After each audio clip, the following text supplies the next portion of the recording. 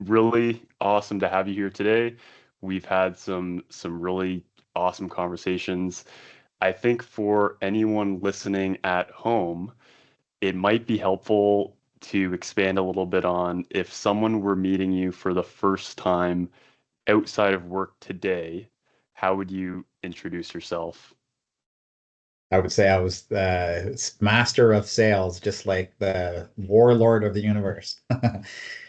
No, so how would I describe myself? So, you know what? I started my career with a very humble beginnings as a service technician working for Xerox. And I was one of those kids that used to tinker with things, take them apart, see if I could fix them.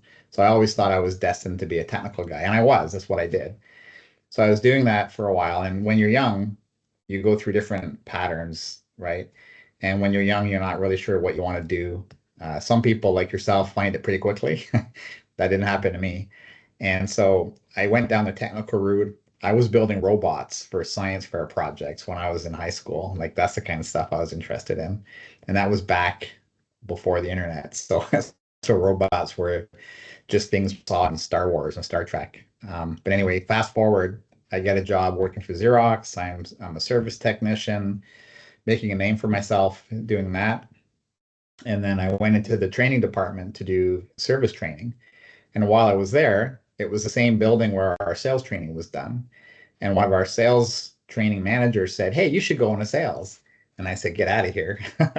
I'm not a Mark. I don't know how to tell jokes." And so if you could have saw me then, I was more of a quiet, shy, technical guy. And I had the self-limiting belief that you had to be this gregarious, extroverted person. And that just wasn't who I am, right? That's not who I was, sorry, back then.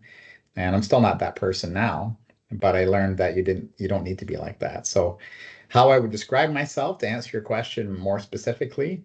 Um, so I've been working with sales teams for 27 years, either as a seller myself, as a manager or a GM or a VP in different capacities, helping companies launch startups and grow and be acquired. And I've done all of those things over the last 27 years. So now my passion is helping others learn how they can unlock the secret sauce for them to sell effectively. That's what I like to do. I Sorry, love that was a that. long story. No, no, that's awesome. So let's go back. You were a technician at Xerox before moving to sales. You were just talking about a little bit more. Can you go a little bit deeper into, what pushed you into that change and maybe what scared you most at the time? There's a lot of people who are Sure. maybe on the verge of going into sales or they're in a more technical role and they see the people in the sales department and they might have some of those Yeah. similar misconceptions. Can you talk a little bit about what pushed you into that and what some of those thoughts, exciting and or frightening, might have been? Yeah. Well, at the time, I had a young family. So my daughter was probably 4.5 years old. My son was literally just born. And I decided to go into sales after a lot of probing from other people who saw something in me that I didn't see. And so, um, so the interesting thing about sales is it's a profession that's not highly respected. And most people, when they go to school, if you were to tell your parents, "Hey, I'm going to go to school, but I'm going to go to school to learn how to be in sales," there actually is no degree in sales you can take in university. Unfortunately, maybe there should be. Maybe that's what we should do together. Anyway, so it's not a profession that people hold dearly in their hand and say, "I'm a salesperson," right? There's all these stories about the car salesman, the poor car salespeople in the world. There's nothing wrong with car salespeople, so stop picking on them. Um, it's not a profession that people hold fondly.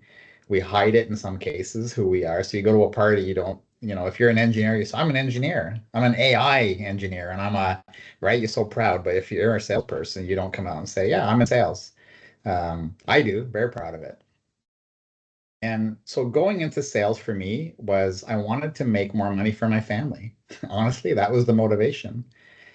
And I used to be brought in by some of the salespeople because I knew so much about the technology. They would bring me on sales calls so I could explain the technology to the customer. So I thought, what the heck am I doing this for? Why don't I just be the one who's selling? And so that's what I decided to do. My greatest fear, though, is what if I don't succeed? Like, what if I do this job and I do everything that Xerox has taught me how to do? That's who I used to work for. I guess that just slipped out. And what do I do? And so the fear of failure was real, very real. As I've learned over the years, is the biggest fear people have when thinking about either going into sales or even when they're in it and they're trying to succeed. That fear of failure gets in people's way so much. It's a bit of an epidemic, actually. Yeah, I totally see that from my perspective as well, and I think it's also combined with our limited attention spans and our inability to have that delayed gratification. It can make it that much more scary if, we try something new and we're not seeing those results right away. It's Yeah. something that needs developing. Just to go a couple layers deeper into that early experience.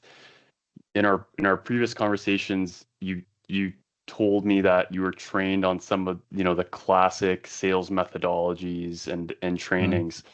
And so maybe if you could go a little bit into that and then the evolution of where you are in today, but really sort of like, if you can, encapsulate how to your point, you didn't really fit that old school jock sales culture, and you right. kind of found your own way of selling. Do you mind expanding a little bit more on that, a little bit more of like the empathy based selling that you're really proud of?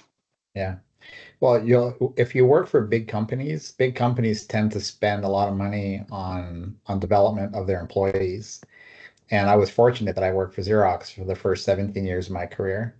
And so Xerox is famous for the sales training that they do. And rightfully so, to be honest. There was nothing like it. And so I was trained by some of the best people, the best, even outside companies. There's a lot of outside training companies that come to Xerox. A lot of people don't realize that. So I'm trained in some of the most commonly used sales methodologies that are out there. And a very quick little story. So I finished my basic training like at Xerox. That's your first 2 weeks of your employment. So you go away, you do your training, then you come out, you graduate, you come out. And I started doing my own calls. And I was trying to do what they told me to do, and it just wasn't working for me. And I don't know why. Back then, I didn't know why. I know why now. And I was trying to be somebody that I wasn't. That's what I was trying to do. I was trying to act like a salesperson, if that makes any sense to you at all. And I learned very quickly that I needed to just embrace who I was. And there's some steps that you follow when you go through sales. They're quite basic, actually. When you think about the sales process, if you break it down. So they're quite basic. And I just realized that I just need to be myself. And I'm the kind of person that I love helping people. And I think every human being when they're born is the exact same way. We all like to help each other. It's sort of that human condition. And somehow through the training or whatever, we got trained to get past the gatekeeper. It was this adversarial type thing where we have to trick them, we have to convince them, and give them reasons why we got to get past. We got to get past. And I just started to use more empathy-based techniques naturally and just really tried to understand their situation and whether or not what I had to sell was something they were even interested in and they had a need for it. So I came up with ways of understanding that or uncovering the reasons why they might even want what I sell without even them even knowing they wanted what I sell.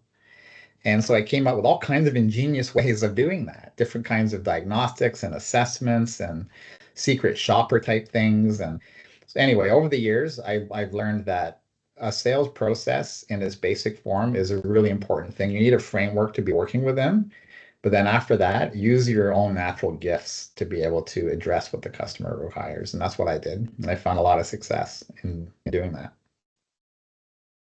What was the moment in doing that you realized I don't need to sell like everyone else to be successful? Um, that's a really great question. And there's a story. So back when I was selling it, this was 19, be 1998 is the year that I started selling. Okay. And so there was no internet. There was really no computers. We were using, we called them our black books. It was our daily plan that we used to use at Xerox. And I was cold calling door to door, right? So you either do it on the phone or you did it over door to door. Those are the only two options you have. You weren't emailing anybody. There was no such thing yet. So anyway, I went in to go do a cold call, one of my first cold calls after my basic training. And I pulled up into the parking lot and I went in to go get past the gatekeeper. And when there's a nice lady there, and I went to walk in, I started to introduce myself or try to introduce myself, and I got so lost in what I was trying to say, I started to stutter. Then I got embarrassed, and I turned around and I left. And I went back in my car and I said, "Oh, that's awful. I can't leave it like this." So I went back in, and as I walked in the door, I could see her smiling.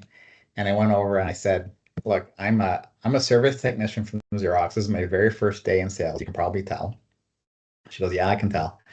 And I said, "All I want to know is who's the person that makes your office equipment decisions. The next time they're in the market, I'd like them to consider me." And she goes, "Oh, that's Bob Smith. Here's his card. Book an appointment, blah, blah, blah." So I laughed and I thought, wow, like that was awesome. And I did it like that for the rest of my cold calling career. Um, and I've used different frameworks and I've gone on different trainings, things like that. And I've learned some things, but at the heart of it, it was just just letting the outcome go, you know? And so that's when I knew there was something different about, I don't know if it was different about me, but my approach. And I remember my sales manager, we used to do these blitz days, we used to call it. Like everything was adversarial, blitz days, or bullpen, they used to call where all the salespeople sat, the bullpen. Anyway, that's the way it was, and it still is. And my sales manager came with me, and I did exactly that, trying to get what I needed from the front desk lady. And so we came out of that office, and he goes, "I am humbled," and he pretended to bow to me, like how you did that. And I said, "What?" He said, "I've never seen anyone do it like that before." And I said, "We're just having a conversation with the lady, and she can get us access to what we need or not. It's up to her, right?" So, anyway, that's when I knew very early on that there was something different about me, and the approach that I was using. It's really interesting. I didn't have that realization then. I felt very different at that time, and I wasn't being very successful yet. And so, even though I was different, I wasn't feeling confident about it yet. And now I can tell that story with a lot of positive emotion. But at the time, I felt terrible. I felt like, wow, am I going to be able to do this? But when I look back, those moments were pivotal. Once I recognized what they were, it took me a lot of years to figure that part out. But anyway, it was a very good experience going through those things. Hmm. What was it that gave you the confidence once you started finding your stride with that kind of methodology? Mm. Well, my first year of sales, I was the rookie of the year and the top sales rep of the year, which is not an easy thing to do at Xerox, a place like Xerox. It's like being in the Marines there of sales. And so to have that recognition, for most human beings, seeing is believing. So if you see your success, then you start to believe it. I've learned since then the right way to think of things when you're starting something new is seeing isn't believing, believing is seeing. So if you believe it first, then you'll see the result. More on that later. But so what gave me confidence is I was this top guy. And then I had the dreaded problem of, oh my Lord, I got to do it again. So year one's over. That was the rearview mirror. What am I going to do this year? And I had to do it again. And I struggled. I struggled to do it again. And I actually almost quit and went back to service. Um, and my brother sent me a book. It's actually behind me. It's framed in a box there. I don't know if you see it. It's in a shadow box. I keep it there to remind me. But it's a book called Success Through a Positive Mental Attitude by Napoleon Hill. And it was written back, I think, in the 30s, 1930s of all of all things. And there's a lot of things in there that are all focused on the law of attraction and mindfulness. And, that's commonplace today when you listen to people. It wasn't back then. And so that book taught me a lot. And it goes back to you don't have to see it to believe it. You need to believe it to see it and using your resources and those types of things. So I learned how to do that back then. And it was one of the reasons why I continued to have the success that I had year after year. That's amazing. I love the story. And from those successes, maybe we can talk about a little bit. I think it would be phenomenal to hear about the some of the peaks of those successes and where that led you to, and Hmm. then how you transitioned into creating some of these really amazing creative coaching and training systems like Opportunity Genie, which Yeah. I'd love you to introduce, rather than staying in kind of traditional roles. So kind of like the evolution of Sure. where you came from, how you achieved those successes, and then how that led you to create some of these really, really interesting tools. Yeah. Yeah. So the different training that I took, there's a common thread with all sales training, right? There's the sales stages, and then if you boil it down, it's really common sense. If you're selling for a while, they say necessity is the mother of invention. So when you're selling for a while, if you're really committed to be successful, you really start to see patterns and you start to see what you need to do. And so a lot of the sales training I found to be quite repetitive in the way that it approached selling. They all had their nuance that was a little different, and they needed to because they needed to differentiate my program versus this program, and that's fine. But I'm trained on like half a dozen of the most popular ones, and so I was using them, but then over time I was starting to just use common sense and use my common sense and what worked for me, and I just started to develop my own way of doing it. And so I think a lot of those training programs are phenomenal, especially for people who are just starting in sales, because it gives you a framework to begin with. And it almost doesn't matter what you're selling. You can pick almost any of them, just follow it and be yourself, and you'll have success.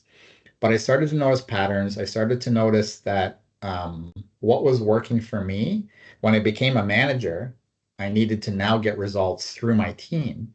And a lot of times companies promote the top salesperson into the manager and they fail because they're not good at getting results through other people. They're good at selling. They're just good at selling for whatever reason. Most of them it's because they have a very strong, they're confident, they're assertive, and they just through activity kind of push themselves through to be successful. But to try to get your team to be successful, that's a whole nother thing. And so over the years, I've worked with a lot of different teams with lots of different kinds of people. And so to get the result through my team, I needed to come up with ways to help them. And what I learned very quickly, what works for Betty doesn't work for Bob. So I couldn't just treat everyone the same. I needed to have a way that they could use what I'm teaching them and have success too. So that's where I came up with the Opportunity Genie. So the Opportunity Genie is it's basically a sales cycle diagnostic tool that tells you whether or not you're going to win the opportunity or lose it. And if you answer the questions in the Opportunity Genie honestly, it actually tells you what's wrong with your sales cycle so you know what to go do. So when I first came up with the idea, I thought, you know what, you almost don't even need sales training if you just have a sales cycle and you just make sure the questions in the Genie are yes. And if all the questions in the Genie are yes, you're going to win the deal. So so that's where Opportunity Genie was born. It's based on years and years of being in sales cycles, winning some, losing some, stalling deal, all that stuff. Like 27 years, they say 10,000 hours to be an expert. if you do the math on 27 years in sales, where you're selling each day, each week, if you do, I know we don't work full time 8 hours a day on sales. So let's say you take just 4 hours a day times that many years. I think it works out to like 48,000 hours or something. I have never really done the math. I should do it. But you start to see things. And because I love helping people and I love both customers and salespeople, because I love those two things, I was fascinated by tweaking it and adjusting it to get it to work for people. And so that's where it came from. And this opportunity genie, I think it's another way to kind of frame it as a bit of a, and to your point, a bit of a deal probability framework. Yeah. What kind of outcomes have you seen with reps that have been able to leverage this, 50-point probability framework to their advantage?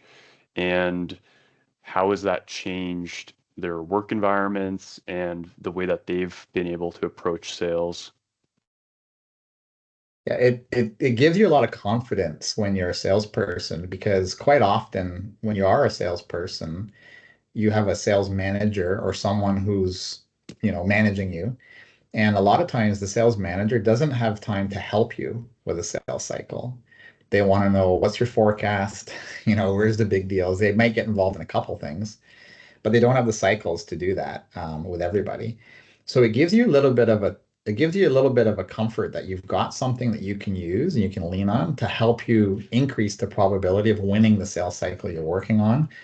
And it gives you a prescription of what you should go do to remedy your ailing sales cycle.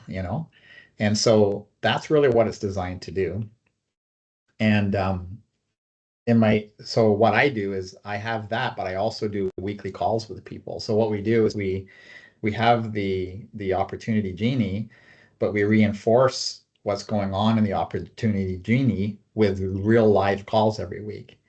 So whenever you learn something new, you only really get benefit from it is if you apply it.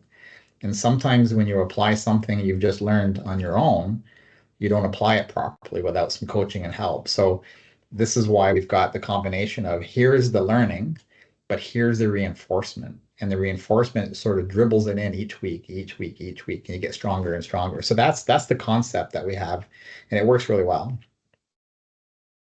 What are a couple of key critical points in that deal probability framework?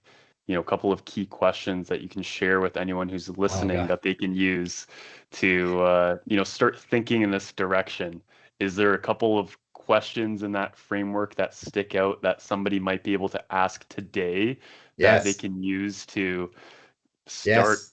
figuring out what deals they should delete from their CRM, which ones they should prioritize? Right. Is there any kind of secret sauce you can share here? Yeah. So the first one I would say is the one that most salespeople ignore, and it's because they're afraid to ask this question. So the question that moves the needle the most is not, so the first part of the question is there competition? Are you competing against somebody else in this opportunity? So if you're selling something to, and everything I do is B2B, so it's all business to business. There's some part of it does apply to B2C, but it's mainly B2B. So when you're selling B2B and you have an opportunity that you're pursuing, there's typically something else you're competing against, right? So there's a competitive solution. So I would ask the salesperson, is there a competitive solution? And they would say, I think so. I said, what do you mean you think so? I said, I think there is. Well, have you asked? No, I haven't. Well, I advise you to go back and do just that. Ask. You should ask who you're competing against. And what they'll say is, well, in the past I've asked, and they say, I'm not going to tell you that. So if they give you that answer, one of two things is happening. Number one, they don't really want to work with you, right? So they don't really want to tell you who you're competing against. And right away, that tells you something about what's going on. And so by asking the question, you know right away that if there's competitors, or if there's not competitors. And so if there is a competitor, then you want to know who they are. So if they say, yes, there is a competitor that you're competing against, great, who is it? And then sometimes they want to answer you right away.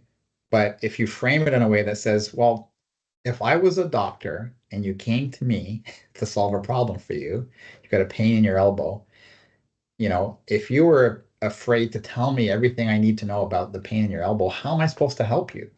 So that's what I am in this case. I have something I'm selling that could help you, I think, right? And you think. We're trying to communicate clearly so that we can find out if we're both right or maybe one of us or both of us are wrong. But if you don't be honest with me, how am I ever going to help you? So anyway, you go into that. So that's one of the best questions in the Opportunity Genie. Are you competing against anybody? And who are you competing against? And then once you know that, then there's a whole bunch of other questions that come out of that. That is called, so I actually call this hardening your sales plan. So when you have a sales plan for a large opportunity and you go through this process, you're actually hardening your plan. So it's like when you take metal and you harden it. So you're hardening your sales plan so that um, you're doing the things that will practically guarantee you're going to win the deal, right? And so, yeah, that's how it works. So that's one of the questions out of the 50 that is one of the most meaningful, and it's the one that, after all these years of being a sales manager, most salespeople ignore. That's awesome. And in our previous conversation, one of the things that we talked about in conjunction with this very powerful framework is having some accountability and having the right people around you. Are Yeah. you able to speak to how important that is in, a team setting, both from what you've seen in your, clients, but also in the teams that you've run? Yeah, that's a great question. So there's when you're selling a complex, high value solution, typically you're dealing with more than one person on the customer side. There's a buying committee or a buying group. And then on your side, um, it takes a village these days to sell a customer on large enterprise class solutions. So you need to assemble your pursuit team. We call it a pursuit team. So there's a salesperson who's managing the process of selling. In our world, selling software, for example, there's a technical person involved who, like a software engineer or something like that, or a consultant. There could be a BA type person who is very focused on the business impact that you're going to have on this company if they do say yes to your solution. And so by assembling the right pursuit team to go after an opportunity, sometimes it's matching seniority. So if you've got a very senior executive you're talking to, you want to bring in someone who's got gray hair to sort of match that, right? Because there's a thing that happens when you have tenure to tenure. And so by assembling the proper pursuit team can give you a ton of success. And that's what that book taught me, by the way, way, way, way, way back. Use your resources, right? Don't try to be all things to everybody because nobody is, So use your resources. That's important. That's part of the Opportunity Genie. Who's your pursuit team? Um, do you have the right team? Do you have the best team you can possibly have? Don't just say, "Oh, we're gonna call Bob. Bob's pretty good at this." No, no, no. Go get the best person. Anyway, so that's an important thing. In our last conversation, you said that one rep with the right tools can do the work of 10. What kinds of tools are you seeing actually make this possible today? Obviously, in conjunction with things like the Opportunity Genie and having the right structure and strategy, putting together a pursuit team as more like strategic tools. What other kinds of things are you seeing to be really effective in your practice? Yeah. To be quite honest, what I see an abysmal investment in technology and tools out there. That's what I see. And for the last 15 years, I've been part of a company that sells CRM SaaS solutions. And so companies are not investing enough to give the sales team what they need to be successful. And um, the common denominator of a company's ability to surge forward is their data. And it has been that way for a long time. And the problem with data is it sits in different systems that don't talk to each other. And so you've got all this data and all these different systems that doesn't talk to each other. And you're asking your salespeople to go after these accounts, and they're doing it blindly. So they have to charge in with, because they don't know enough. So if it's an existing customer, you have a lot of information. If it's a net new logo for you, then there's a lot of information available out in the digital world. And so it's finding a way to get at that data and put it in front of a salesperson in a way that's prescriptive. So there are some companies that have done that, very few.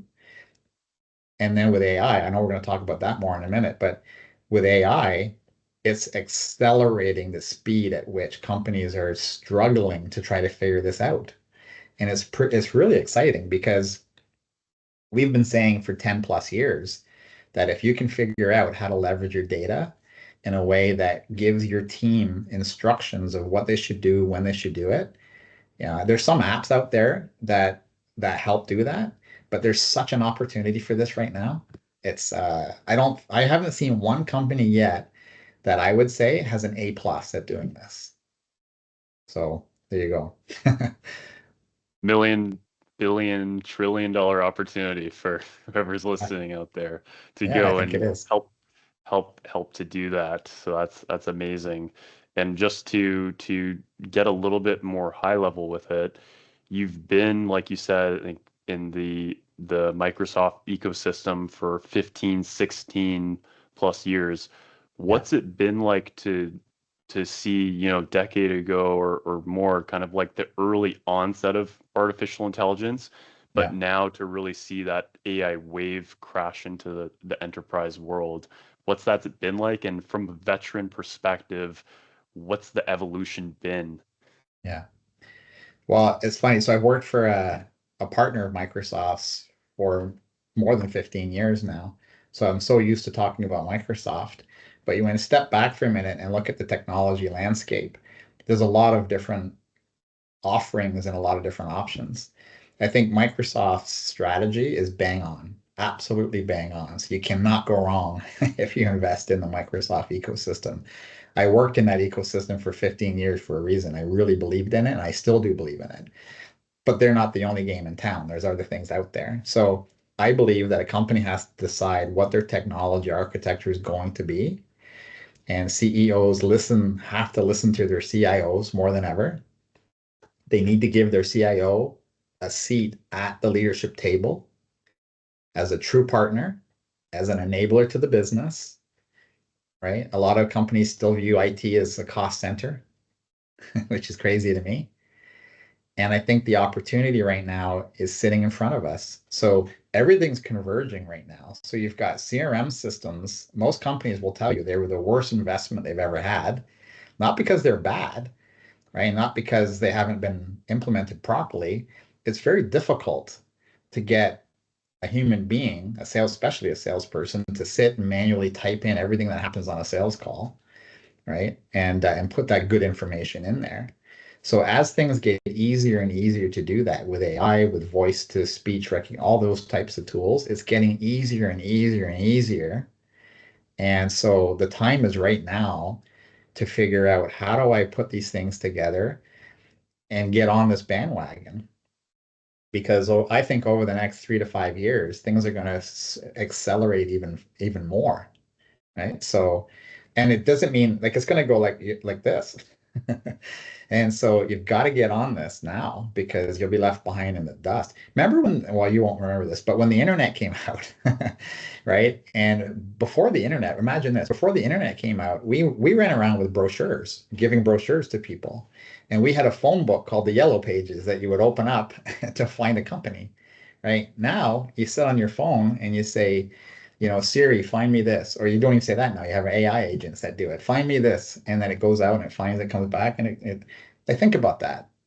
We've gone from a book that used to be dropped off at your front door, the Yellow Pages, every year. And you have to wait a whole year to get back in the new one, to this in that span of time. That's nothing. Like what, and you're in it, right? You're one of the ones leading the way. It's changing rapidly, and and it's really exciting. It's really exciting to see the the change, but the trick is how does a company invest wisely to get the ROI that they want out of it, right? You shouldn't just be running around buying technology and hoping things are going to be great. Um, but anyway, that's what I think. What are some of those key areas where you see the gaps between those siloed data sources coming together, or the gaps between the humans who have to manage the systems and the systems being managed coming together? What are some of the big things that are going to happen as those gaps start to get close to zero and get to zero? What is that Mm. going to enable? And what is Yeah. most exciting from that perspective? Well, so right now, the software we use are fields in a user interface that we as humans type information into, right? Sometimes we'll speak the information into those fields, but it's still a field that has constrained data sitting in there. And that's how we as humans need to interact with it. So what I see happening is the need to have that and do that is going away with AI. And so if the AI systems can access the data that's available, you can just ask it something. So I can say, so let give you an example. So let's say I've got a customer service system and I have my accounting system. So my customer service tracks service calls, and my accounting system tracks whether or not a customer has paid. So I'm a salesperson. I have a third system, a CRM system, and I'm trying to sell to a customer. If my CRM system doesn't talk to the service system and it doesn't talk to the accounting system, it doesn't know if the customers paid their bills and it doesn't know if there's been any service issues, right? So I log in my CRM and I see ABC company. Everything looks good. I'm going to go sell them something. I come back and accounting says, sorry, we can't sell them anything. They're 180 days past due. Oh, I didn't know that. So now I've wasted my time. AI. So I sit at my computer. If AI can see those systems, I say, AI, or if you're in Star Trek fan, computer. um, ABC company, do they have any outstanding invoices? Yes, they do. They have 180 days outstanding. Do they have any customer service issues? Yes, they do. How many calls have they had? Can you give me a full report, please? We can do that now. How cool is that? So when you do And what pre-call planning for a salesperson, I can actually be very prepared to go in. And most salespeople have ADD anyway. So we need something to be simple and easy. And so I think the opportunity right now is to be able to do things like that. and like you said, we're, already doing that at a management level. What kinds of questions should we be asking of our data at a sales management level? Um, that's a great question. Um, so an organization has a number of salespeople, and each salesperson has a quota. And if every salesperson is able to hit their quota, there's always redundancy built into those. But if they can hit their quota, the company will hit the numbers that they need. So it's important to know where you are on your forecast. So do you have enough pipeline? I've always used the old adage 3-to-1 pipeline. Everyone, it's an old thing, goes back before Xerox, I think, but 3-to-1. If you have three times the number of opportunities to your quota and they're honest, real opportunities, you should be fine, right? And so now with AI can actually tell you by salesperson, by team, by region, um, how accurate your pipeline really is and whether or not you should worry. So there's measuring the lead indicators of being successful in sales is one of the most important things a sales manager should do. If you're just measuring pipeline and closed business, those are more lag indicators, and it's too late. By the time you see something wrong, then it takes you months to get things back up going again. So if you measure the activities, and this is what we did at Xerox really well, if you measure the lead activities of a salesperson being successful, you can predict your pipeline much more efficiently and effectively. And that's as sales leaders, that's what we need to get better at. So I see that as one of the main things AI can help with.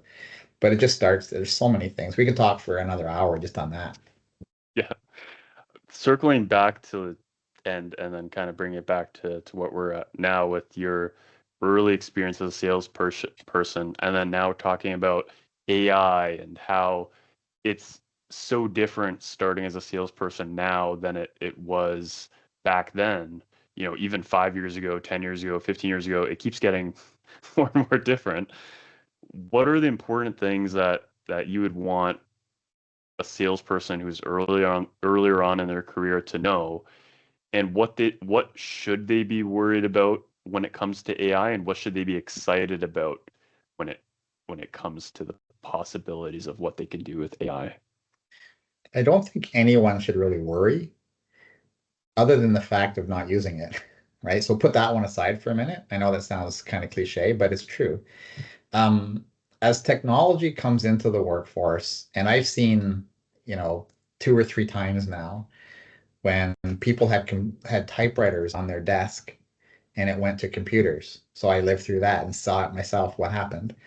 And then when the internet came, what that did, right? And so now with digital transformation and AI, it's making our lives easier, but we need to learn how to use those tools. And we need, as leaders, to put those tools in place so our employees have what they need to do their jobs. There was a time that when I was selling, I didn't have a cell phone. So I would go out and do my calls. I didn't have a computer either. I had a black book and my car. That's all I had, and a pen. And so I would go do calls, and I'd come back to the office at the end of the day and do my, put all my business cards in my folder, and that's what I had. And so AI is a productivity tool, full stop. It's a productivity tool that will take some of the mundane things that we do and make them easier or do them for us. And it'll take the data and the information we need to be more efficient with our time. It'll help us do that. So it'll make us more effective and more efficient. They shouldn't be worried unless they're not using it. Salespeople, and I would add one more thing, salespeople don't wait for your company to provide you some of these things. Most salespeople can make a lot of money if they're successful. I suggest they invest in their career. If the company's not providing you a tool, as long as IT will let you use it, right? Because you got to check that out. But I would go pay for it myself. I used to have to pay for my own cell phone back in the day, and it's a tool that you would use to be successful. With the sales process, chunking it out between, top of funnel and then, Mhm. discovery call and just the whole process and the different processes that exist as well, because not everyone's sales process looks like that. And then we talk about, channel sales, it's a little bit of a different process or maybe a similar process with different labels. Mhm. What are some of the areas where you see AI now to be penetrating through and creating those productivity gains that you're talking about? And where are you most excited about where it's going? Well, the no-brainer is top of funnel activities, right? Because most salespeople don't do enough of those. And if they are doing them, they they hate doing it, so they don't do it well. And so using AI at top of funnel, either through LinkedIn or whatever you're doing, is a no-brainer. Everyone should be doing that now. But what I get most excited about is where AI is going to start to take over more of the sales cycle. And so some of the planning, for example, like if you take my Opportunity Genie and turn that into an actual, which we have plans to do that. So turn that into an actual piece of technology that you've got this virtual sales manager. Because if you think about it, the information that you fill in for your Opportunity Genie is just data again. And so your AI engine can actually tell you how predictable your sales cycles are, right? By using that thought process. So I think that's got me really excited. I don't think I don't think that we'll ever see the end of a human being in sales. I think there'll always be a human being in sales, but like a lot of other careers that have been changed by technology, it'll just look different. It'll be different. And so that's what I think is going to happen. Well, thank you, Rob, for going deep. We can put a pause to it there because I've, been extracting information out of you for the past, 45 minutes or so, but that was amazing. Thank you for sharing those key details. I know that our audience is going to get a ton of value. And yeah, um, is there anything from your end that you came to the conversation with that you want everyone to know about you or about anything at all? Yeah, I guess I'm excited about because I was working for a company, being their head of sales for quite a long time, doing what I've been doing. And I've shifted now into putting together this model to help people. So I'm very excited to get the message out about that, and for people who feel like they're under supported or underserved in their companies, just to get the word out about it. So that's exciting to have the opportunity to do that. But then I would leave everybody with this is not to be afraid of the technology, not to be afraid of AI. I don't know how many people would like dishwashers to go away or washing machines to go away or, technology. I know that's a different kind of technology, but, these things are making our life easier. And I'll tell you what, after managing sales teams for a long time, no one's making the cold calls they need to make. They're not. They're just not doing it. So you've got this tool to do some of these things. Embrace it. Get it doing it. And I think a seller should not wait for their company. They should take responsibility to know what's out there and hone their craft. Learn to get better, right? Like I invested in my career myself too. I didn't wait for Xerox to invest in me, right? So I think people need to do that. But thanks for the opportunity. I think your company is amazing. I really like what you're doing. I think I think you're going to do extremely well. I really do. Thank you.